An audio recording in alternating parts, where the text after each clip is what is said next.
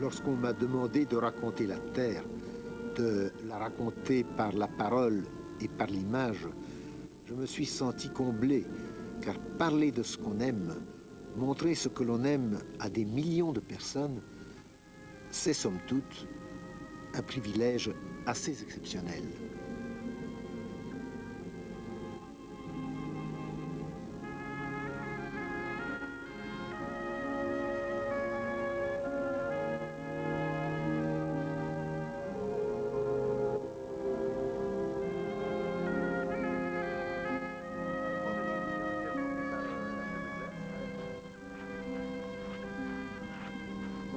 D'abord, on voulait aller chaud, cette fois, on est allé à la Disneyland. Cette fois-ci, on est monté ici, on va coucher dans les gens, parce que vraiment, les escaliers entièrement bouchés. On est monté, on est arrivé ici. Et il faisait aussi merveilleusement calme qu'aujourd'hui.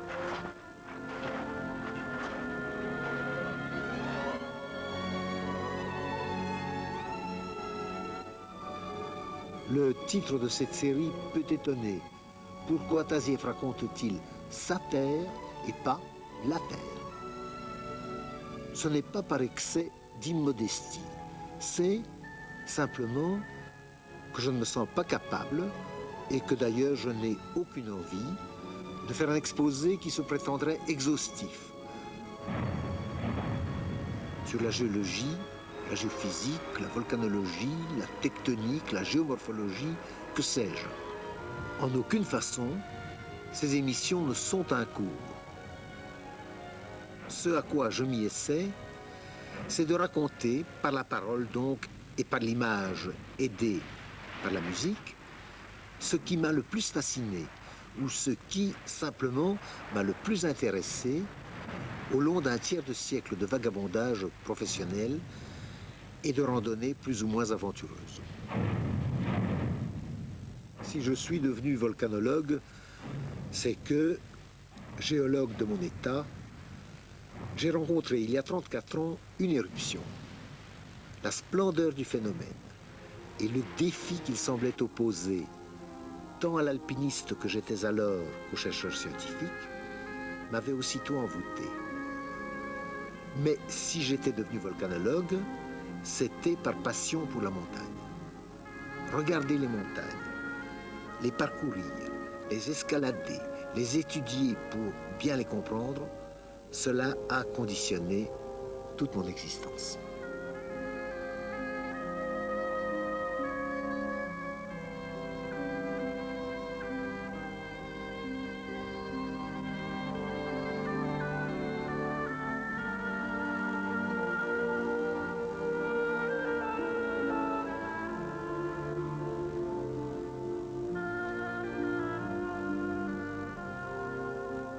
Cela fait plus de 40 ans que tu te promènes de par le monde.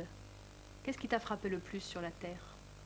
Ce qui m'a frappé avant tout, la chose qui m'a frappé le plus, c'est la proportion colossale de la partie de la Terre qui n'est pas habitée par l'homme par rapport à celle qui est habitée. 90% de la Terre sont déserts, déserts du point de vue humain.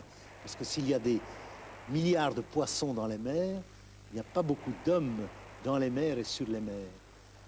90% de la Terre sont inhabitées.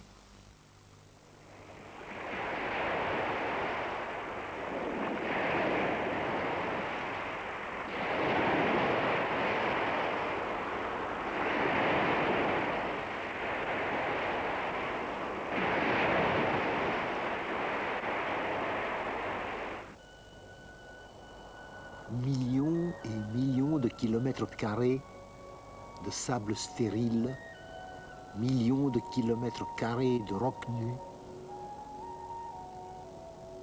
C'est cela, le désert torride.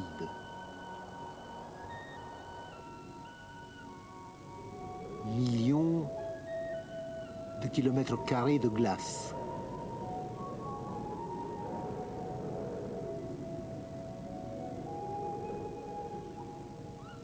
Immensité hostile, mais fascinante, combien fascinante, des calottes polaires. Fascinante parce que hostile.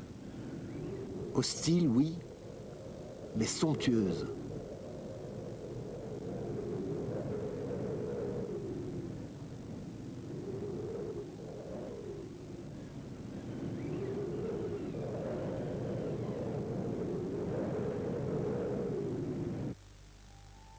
Immensité des marécages, tels que celui-ci en Amazonie.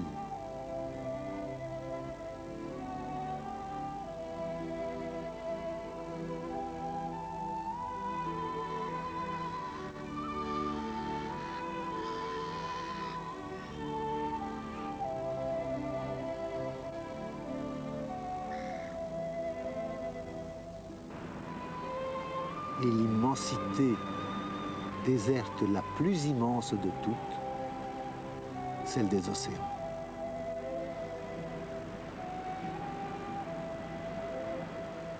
Les océans occupent près des 3/4 des 510 millions de kilomètres carrés de la surface de la planète. On le voit et on le sent lorsque l'on parcourt le globe. 70% de sa surface sont constitués par les eaux de la mer. Pour essayer de matérialiser ces proportions, les 510 millions de kilomètres carrés du globe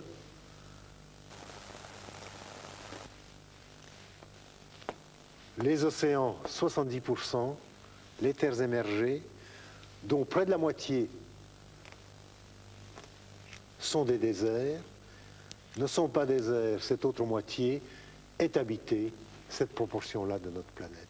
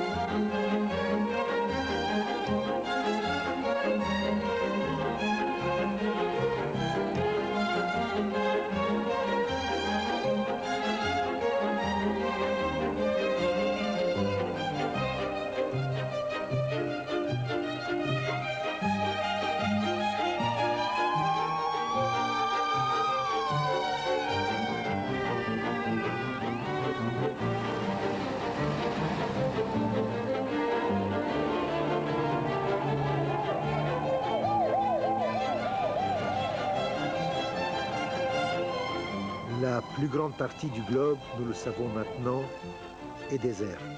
Et sa partie habitée est mineure. Mais la concentration humaine, par endroits, atteint le seuil de l'intolérable.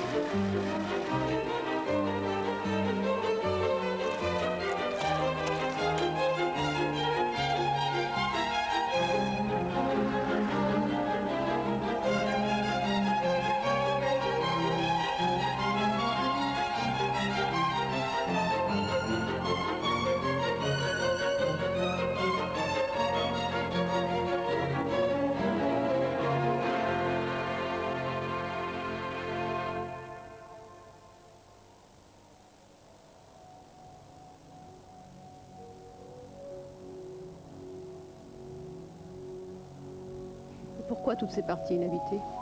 Elles sont inhabitées, c'est une lapalissade, parce qu'elles sont inhabitables. Elles sont inhabitables soit parce qu'il fait trop froid, les régions polaires, ou trop élevées. Elles sont inhabitables parce qu'elles sont trop sèches. Ce sont tous les grands déserts torrides. L'eau est indispensable à la vie et là il tombe moins de 100 mm d'eau par an ce qui est tout à fait insuffisant, à une vie normale. La vie existe dans les déserts. Elle est rarissime et pas la vie humaine. L'homme ne fait qu'y passer. Il passe, il ne l'habite pas. Il habite dans des oasis, dans le désert, mais il traverse le désert. Et l'inhabitabilité de la terre est fonction de la température et de la quantité d'eau dont l'homme peut disposer. Dans les zones inhabitées, parce que peu habitables, on oublie presque toujours quelque chose de très important par la surface, ce sont les forêts. Et aussi bien les forêts équatoriales que les forêts tempérées, les forêts arctiques et les forêts de montagne.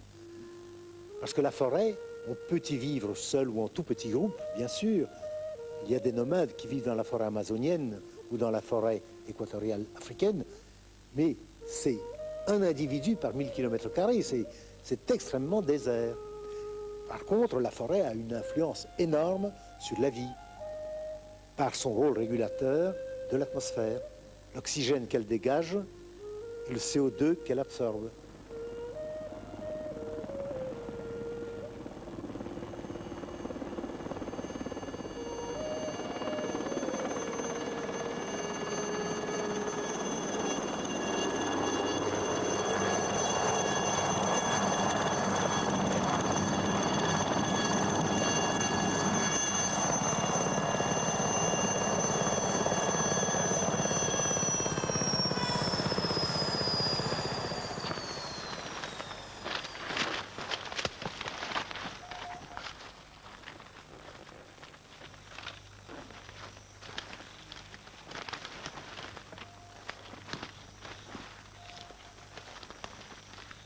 Les forêts couvrent le tiers des terres émergées. Les forêts, non seulement occupent beaucoup d'espace, mais les forêts ont joué et jouent toujours dans le phénomène de la vie et donc dans l'évolution des espèces végétales et animales, y compris l'espèce humaine, un rôle absolument fondamental. La forêt est quelque chose dont les gens ne se rendent d'une importance dont les gens ne se rendent absolument pas compte. Nous sommes ici dans la forêt amazonienne, qui est même la plus grande des forêts primaires, des forêts dites vierges du globe, avec la forêt africaine, la forêt équatoriale africaine, la forêt de Bornéo, de Sumatra. Toutes ces forêts équatoriales constituent en quelque sorte le poumon qui permet à l'atmosphère de contenir assez d'oxygène que pour laisser les animaux exister. S'il n'y avait pas ces milliards de feuilles avec leur fonction chlorophyllienne, tout ce vert qui est là, ce vert qui, avec l'aide de l'énergie fournie par le soleil, transforme le gaz carbonique qui se trouve en trace dans l'atmosphère, gaz carbonique qui vient essentiellement des volcans, transforme ce gaz carbonique d'une part en matière organique, en matière végétale, c'est-à-dire les feuilles, les fleurs, les fruits, le bois, qui permet aux herbivores de manger et aux carnivores de manger les herbivores, transforme donc ce dioxyde de carbone, ce gaz carbonique, en carbone organique fixé et laisse échapper dans l'atmosphère ce qui fait l'autre partie du gaz carbonique, l'oxygène. Le gaz carbonique, c'est CO2.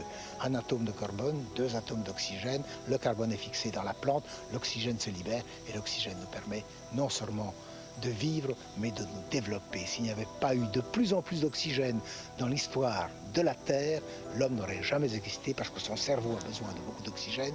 Plus un être est développé, plus il est évolué, plus sa cervelle fonctionne, et plus la cervelle fonctionne, plus elle a besoin d'oxygène. La forêt est fondamentale. Si l'on détruisait la forêt, l'humanité disparaîtrait.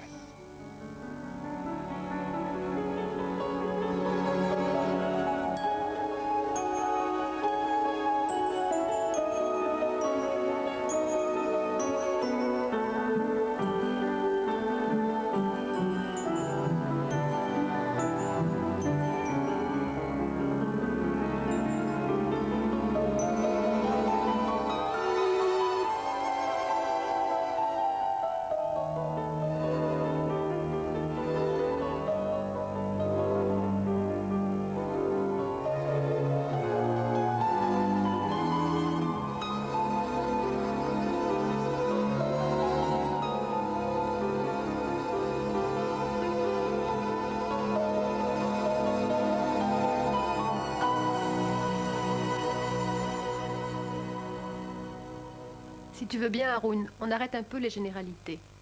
Raconte-nous comment tu as été amené à aimer la géologie. Ça, c'est la montagne. Hein. C'est la montagne.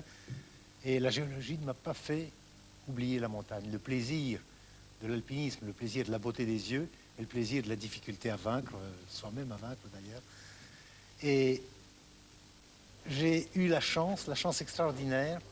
Après des années, j'en rêvais et je n'y croyais plus, de réaliser une course qui n'est pas difficile, mais qui est très très belle. Et c'est Gaston Rébuffat, mon ami Rébuffat, qui me l'a offerte il y a quelques années. Il tournait un film, un très beau film, qui s'appelait Entre ciel et terre. Et il m'a demandé de faire avec lui une séquence. Il m'a demandé quelle course je souhaiterais faire. Et cette course, il me l'a fait faire, et en plus, elle est fixée sur la pellicule. C'est la traversée intégrale du Mont Blanc d'ouest en est, c'est-à-dire nous sommes partis par la face nord de Bionnassay, qui n'est pas une face difficile, qui est très belle, et puis du sommet de Bionnassay par les merveilleuses arêtes très aériennes qui relient l'aiguille de Bionnassay au massif du Mont Blanc proprement dit, au dôme du Goûter. Nous sommes allés au sommet et au-delà.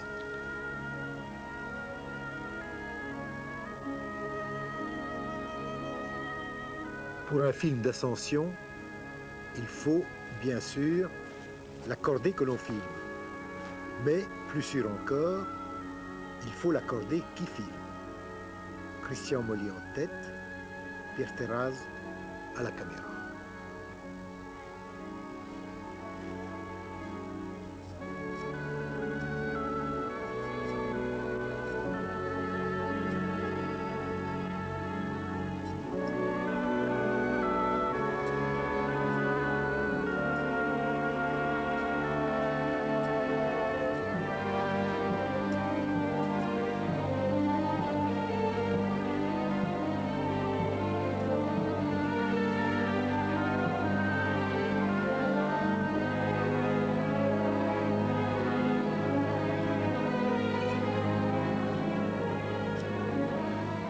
Par l'arête des Bosses, merveilleusement solitaire à cette époque-là de l'année, nous avons atteint le sommet où il n'y avait personne.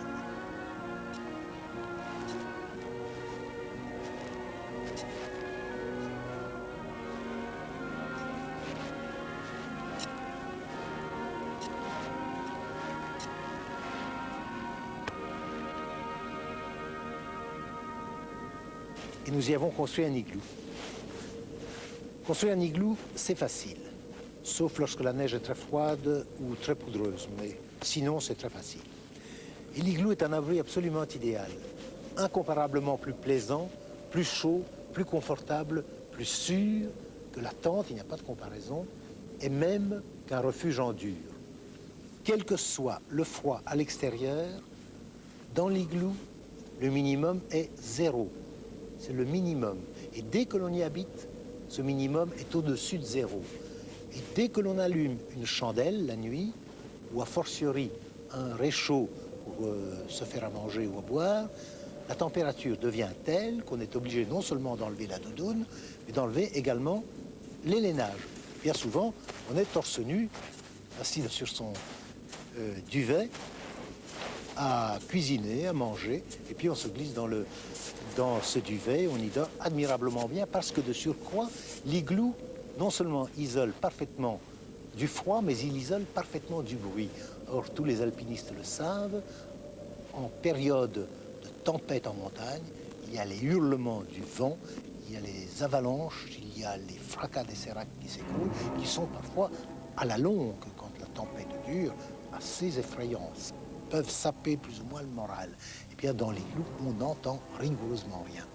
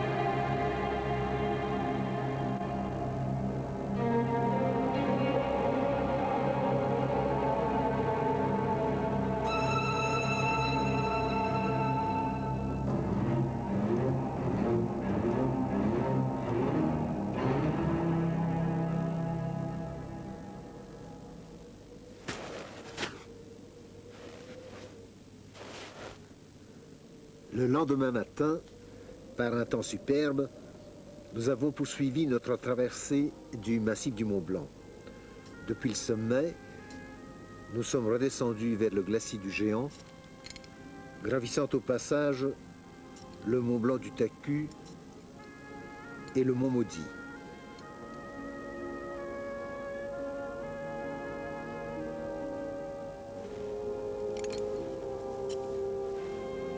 À la base du Mont Maudit, nous avons franchi sa célèbre rimée, cette crevasse, parfois très large et très profonde, qui sépare du glacier proprement dit le névé de neige tassée. Passé la rimée, il n'y avait plus qu'à se laisser aller pour arriver au sérac du Géant et par-delà à la mer de glace et pour finir au Montanvert. Et puis au Montanvert, nous nous sommes séparés parce que Gaston Rébuffat, avec qui donc je venais de faire cordée, retrouvait la cordée de ceux qui avaient fait le film, ceux qui filmaient avec nous, et ils partaient, eux, pour faire une autre course beaucoup plus formidable, beaucoup plus difficile, la face ouest du Dru, qui à l'époque venait d'être ouverte par notre ami Walter Bonnetti.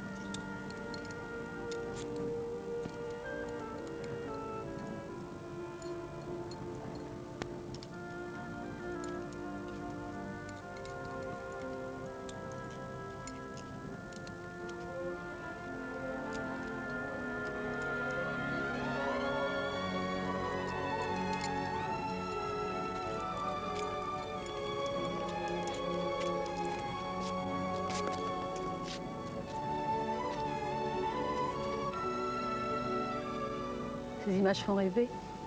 Je comprends qu'une telle randonnée peut te donner envie d'intéresser davantage à la géologie.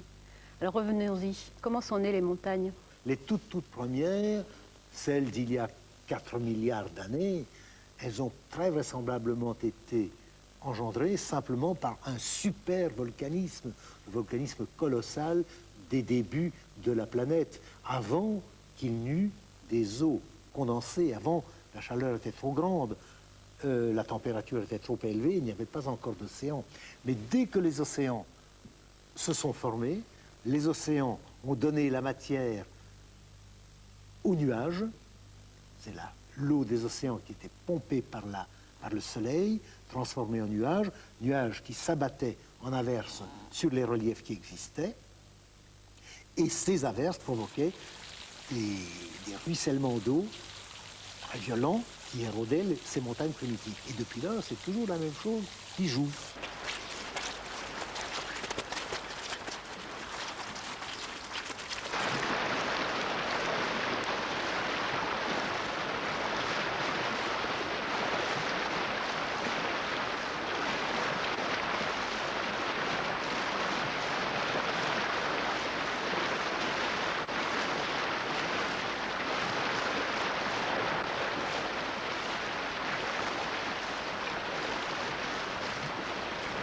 Eh bien, ceci, ce sable fin, mélangé, c'est celui qui était en suspension dans l'eau qu'on vient de voir, l'eau du torrent qui est ici à côté. Ce sable, c'est le produit de l'érosion de la montagne qui est là-bas derrière.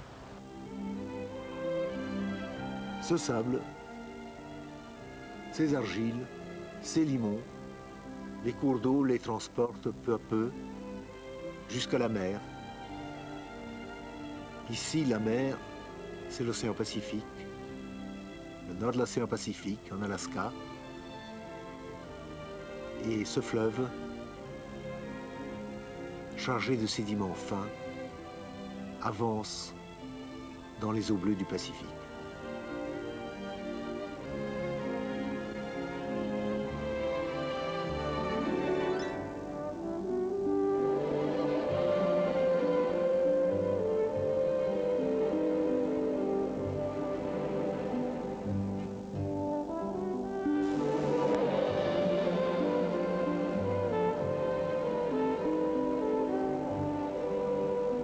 Et ce qui est très étrange, c'est que pendant des millions d'années, ces sédiments se déposent en strates superposées, toujours à 100 200 mètres de profondeur, parfois même moins, alors qu'il y en a sur des milliers de mètres.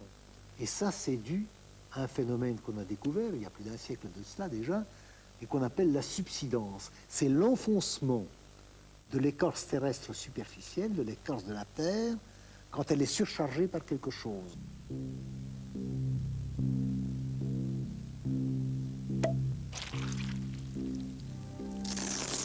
La Terre, elle ressemble assez à un œuf mollet, avec sa coquille, l'écorce terrestre, son blanc, le manteau, et son jaune, le noyau.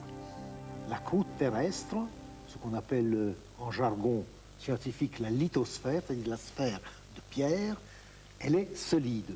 Mais en dessous de cette coquille qui est extrêmement mince, parce qu'elle fait, donc disons, une centaine de kilomètres d'épaisseur moyenne, la lithosphère, par rapport aux quelques 13 000 kilomètres du diamètre du globe, 600 kilomètres, c'est rien du tout. Tu comprends, c'est une coquille d'œuf. En dessous de cette coquille d'œuf, il y a ce que les géologues appellent l'asténosphère, qui est constituée de magma en fusion, c'est-à-dire de roches également, mais fondues à cause des hautes températures qui règnent en profondeur. Température de 1500 ou moins, peut-être 2000, 2500 degrés, on ne sait pas. Mais en tout cas, assez chaude pour que les roches fondent. Elles sont fondues, donc elles sont liquides, et du moment que c'est un liquide, il réagit, principe d'Archimède, sous le poids, quelque chose s'enfonce. Les sédiments empilés s'enfoncent à chaque strate nouvelle qui vient s'ajouter, ils s'enfoncent à peu près à la même valeur, comme un chaland au bord du quai, ou un navire au bord du quai, s'enfonce dans l'eau à mesure qu'on le charge. Et quand on le déchargera, et la montagne sera déchargée par érosion, il va remonter. Et cela s'enfonce, on appelle cela la subsidence. Voici la surface de la dernière en date de ces couches de sédiments superposées, couches de sable alternantes avec des couches d'argile et des couches de limon, que ce fleuve dépose et qui s'accumulent à l'horizontale ou quasi à l'horizontale depuis des milliers de siècles. Combien sous cette couche la plus jeune y a-t-il de strates empilées? Seul un forage profond permettrait de le dire.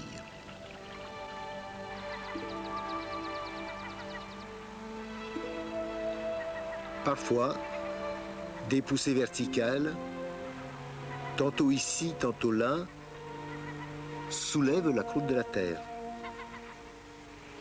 Et aussitôt, l'érosion attaque les empilements de couches et notre œil alors les découvre.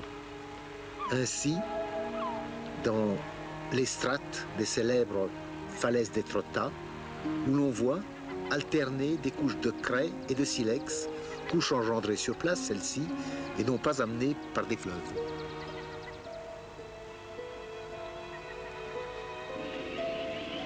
Ainsi aussi, pour les argiles transformées en schiste, les sables transformés en grès, les craies transformées en calcaire, des non moins célèbres gorges du Colorado.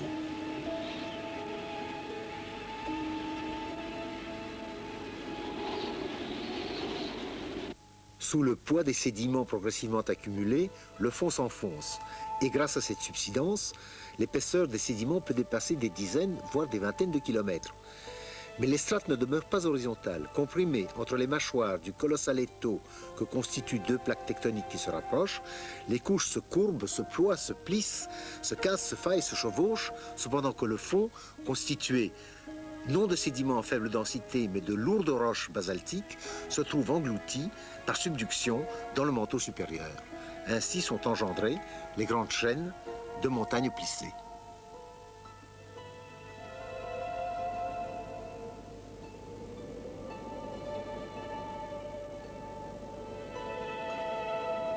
Ces couches de calcaire, qu'aujourd'hui l'on retrouve plissées et à des milliers de mètres d'altitude, à l'origine étaient horizontales.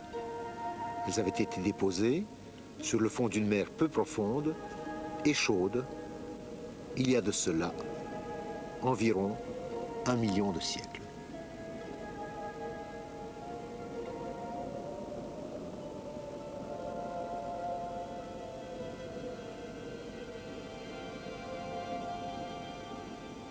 cette compression, finalement, s'arrête parce que les matériaux rocheux deviennent trop résistants. Ils cassent, bien sûr, il y a des quantités de failles qui jouent, mais ils ne peuvent plus se comprimer. La compression s'arrête. Et à quoi a-t-elle abouti? Elle a abouti à une sortie de la nouvelle chaîne de montagne, à une certaine altitude, et en même temps à une descente d'une racine de ces montagnes, comme une racine de dent, qui descend beaucoup plus bas que le sommet ne monte. Ça, c'est la réalisation à l'échelle de la planète du principe d'Archimède. Tu mets flotter un bout de bois dans de l'eau, une partie surnage et une partie s'enfonce, qui est plus grande, selon la densité du morceau de bois, ou plus petite, selon toujours cette densité. La même chose pour les roches. Elles s'enfoncent davantage qu'elles ne sortent. Mais elles sortent de plusieurs milliers de mètres au-dessus du niveau de la mer pour une chaîne de montagnes habituelle. Ça va de 4, 5, jusqu'à 10 000 mètres d'altitude au-dessus du niveau de la mer. Mais il faut se dire qu'il y a des racines correspondantes à très grande profondeur. Et tout cela est fait de roches durcies, métamorphisées, même comme nous disons en langage géologique, métamorphosées, si tu veux, transformées, par exemple, d'une argile dans un schiste, d'un schiste dans un mécaschiste, d'un mécaschiste dans un gneiss, et d'un gneiss dans un granit. Et le granit, c'est la roche la plus répandue sur tous les continents. On la trouve partout, même là où on ne la voit pas. Sous nos pieds, un certain nombre de milliers de mètres, il est recouvert par des sédiments plus récents, il y a certainement des granites. La très belle chaîne du Saint-Elias en Alaska et la chaîne des Chugach longent l'océan Pacifique sur des centaines de kilomètres. Cette chaîne culmine à plus de 6000 mètres d'altitude et de somptueux glaciers s'accrochent à ses parois. Glaciers qui sont ravinés de profondes et étroites rainures, couloirs creusés par les avalanches et par les chutes de pierre. Descendus des hautes vallées, les glaciers s'étalent, se rejoignent, se soudent les uns aux autres et constituent de larges fleuves de glace qui poursuivent leur descente vers la mer.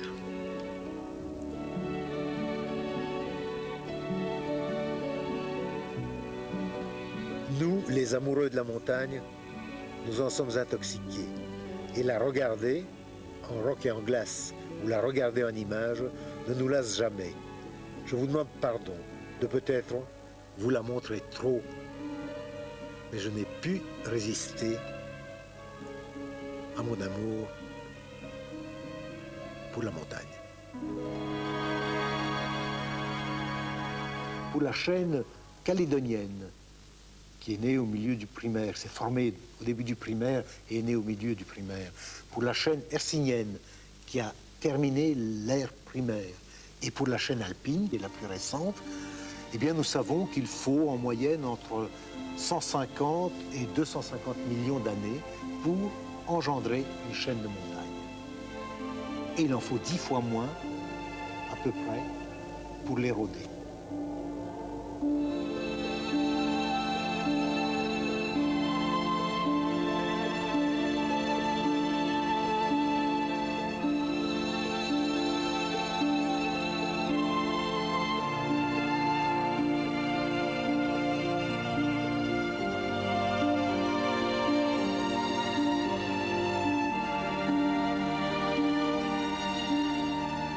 Puisque nous en étions aux durées, je voudrais tout de même faire comprendre ce qu'est 1 million d'années et ce qu'est la vie de la Terre, la durée de vie de la Terre.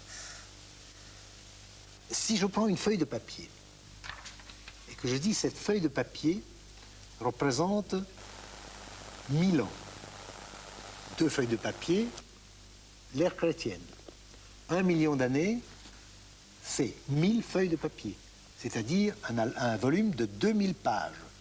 De 2000 pages, 1000 feuillets, minces, fins, ça fait une dizaine de centimètres d'épaisseur. Ça, c'est 1 million d'années.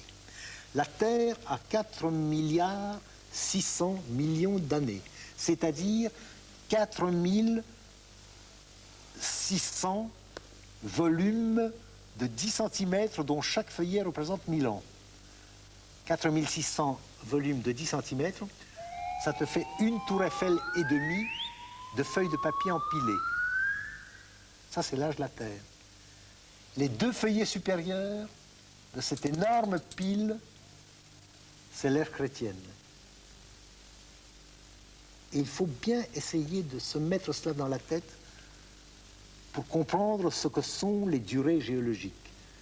L'unité pour les phénomènes géologiques, l'unité de temps, ce n'est pas comme pour nous l'année, c'est le million d'années. 1000 fois 1000 ans.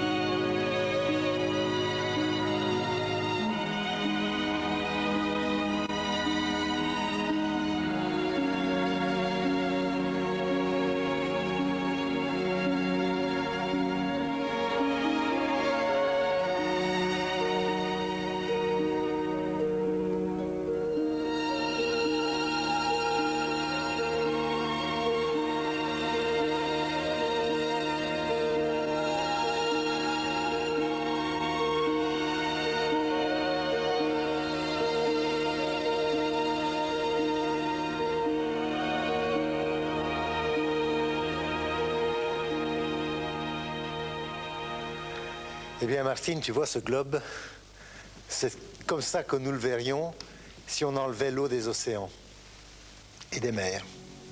La carte d'après laquelle ce globe a été fait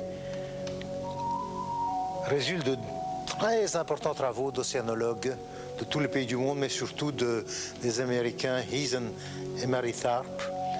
Et ce fond des océans est extraordinairement parlant en ce qui concerne la structure de la planète. Et ce fond des océans, ça saute aux yeux.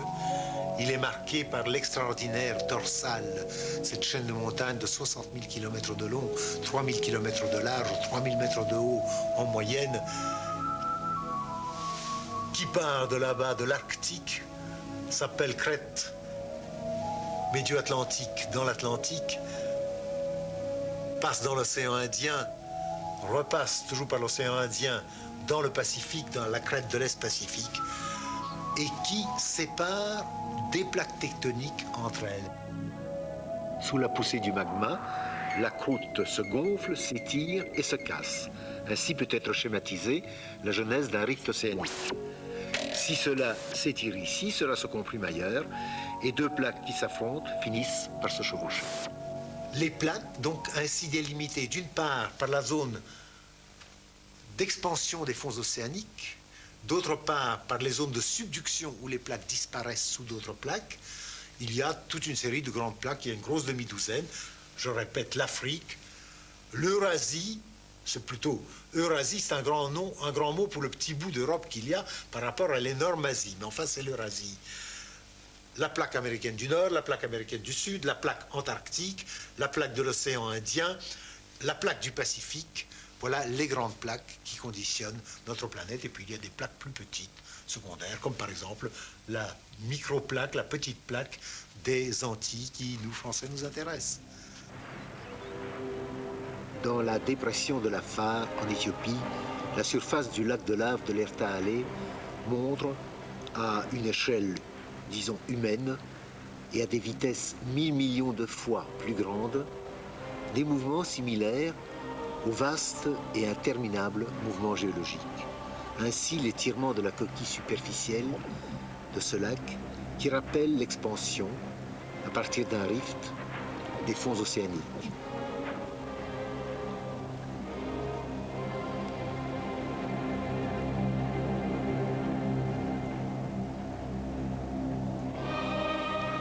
Ainsi encore, des plissements.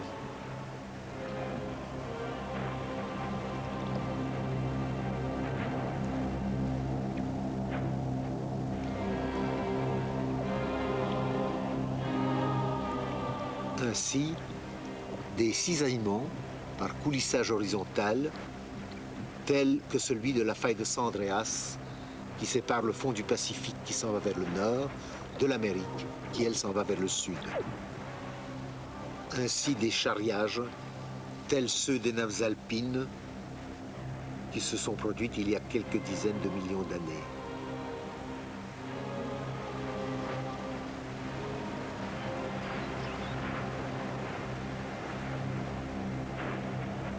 Ainsi encore, de l'engloutissement de l'écorce superficielle dans le magma en fusion, pareil à la subduction d'une plaque tectonique dans les profondeurs du globe.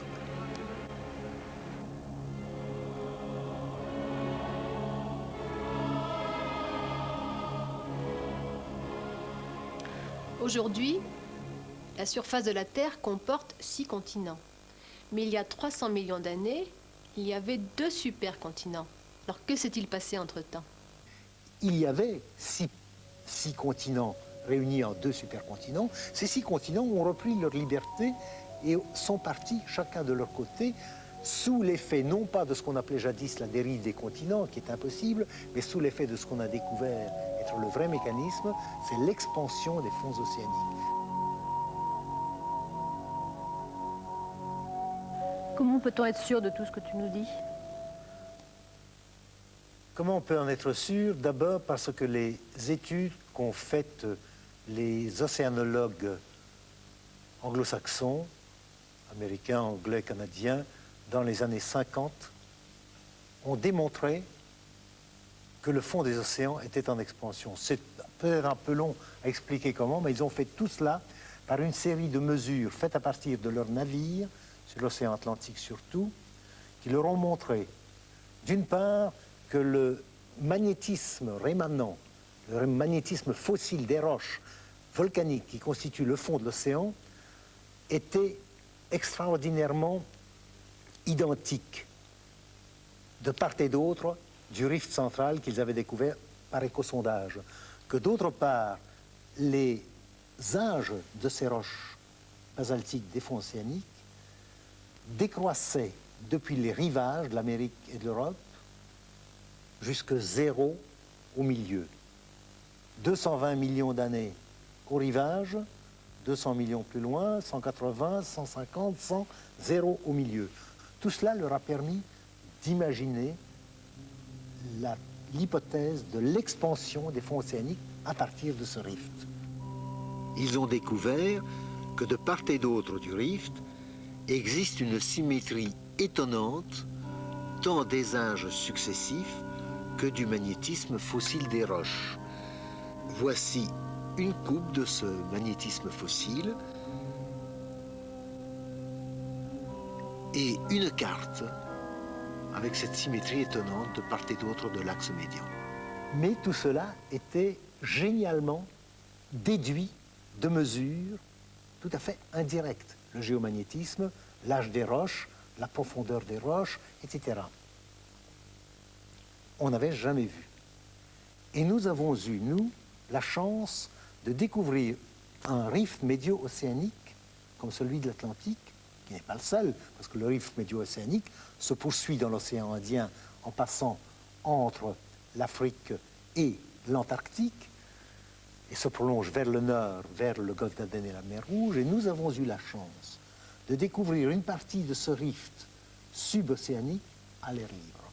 Sous le niveau de la mer, mais à l'air libre, protégé par une petite chaîne de montagnes qui forme barrage contre les eaux de la mer Rouge. Cet endroit, c'est le triangle de la Fare, qui est un morceau d'océan nouveau, un jeune océan, alors que l'Atlantique a 220 millions d'années d'âge à peu près. Notre jeune océan, qui est constitué par la mer Rouge, le triangle de la Fare, où nous allons aller ensemble, et le golfe d'Aden, c'est un futur grand océan, c'est un jeune océan qui n'a que 500 km de large, parce qu'il est trop jeune pour en avoir plus. Il n'a que 500 km, parce qu'il est né il y a 20 ou 25 millions d'années seulement.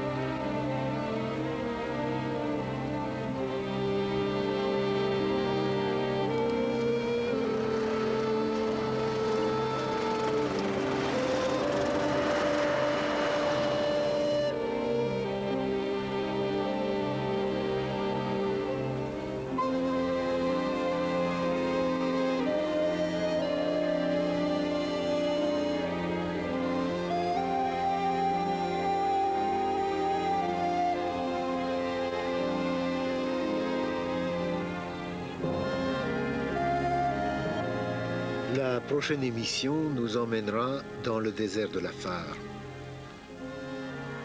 où nous avons découvert que cette partie de l'Afrique, Afrique au sens géographique du mot, est en réalité le fond, momentanément hors d'eau, d'un jeune océan, où nous avons découvert l'extraordinaire lac de lave de l'Ertaale, où nous avons prévu, observer et mesurer une expansion de fonds océaniques.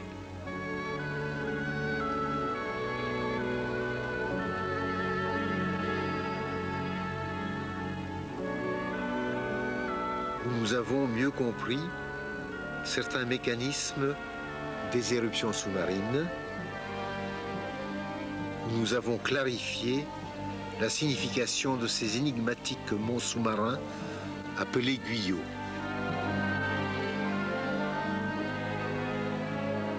Nous y parlerons des coraux, des atolls et de ces récifs frangeants, récifs barrières, tel celui sur lequel s'étaient perdus, il y a 2 siècles de cela, les frégates de Jean de la Pérouse. Et toujours sur les traces de la Pérouse, nous vous emmènerons en Alaska, à ce port des Français, où il avait connu en 1786 le premier désastre de son voyage, et où en 1958 se produisit, suite à un colossal tremblement de terre, une lame, une vague haute de 600 mètres.